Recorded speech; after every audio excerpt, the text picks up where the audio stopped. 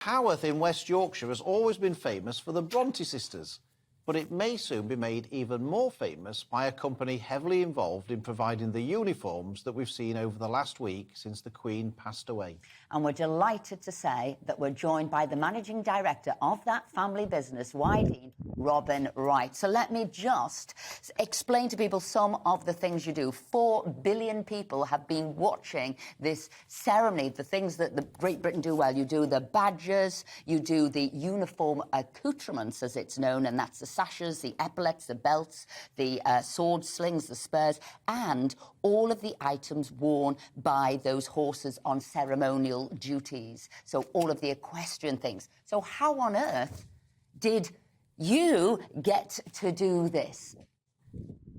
Well, it's a long story and it goes back around about 160 years, quite frankly. I've been involved with it the past 40 and we find ourselves making and supplying these products from our premises in Haworth, West Yorkshire. You've caught me on holiday, actually, so the backdrop is actually southwest Scotland, but not Haworth at all. There's no sea near us.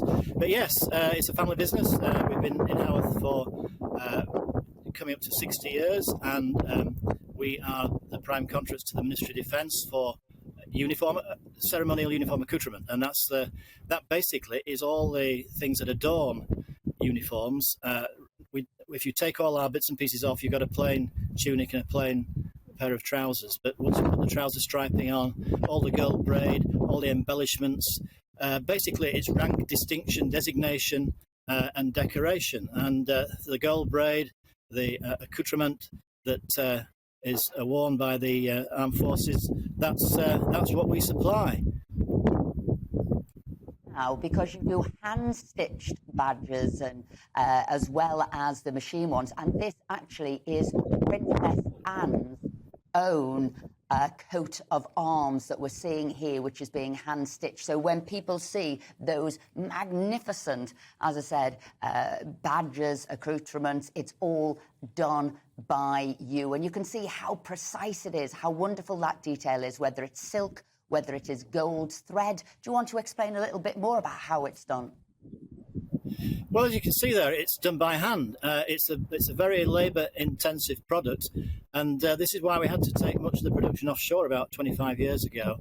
So most of it now is done offshore. The hand work, that is, the stitching and the assembly work, but all the components and braids are made in our factory in Haworth. We have over 100 textile machines of different types which put these items together, and then we take them offshore to be stitched together. But hand embroidery is the predominant skill, and as you can see there's a lot of detail work involved in that, a lot of highly skilled people making that. But the picture there, that's a bandsman's wing, a drum major's wing, a musician, the drum major will wear that. There are 75 pieces of bullion all the way around that, top and bottom, so that's 300 bullions. Each bullion takes about 20 minutes to make.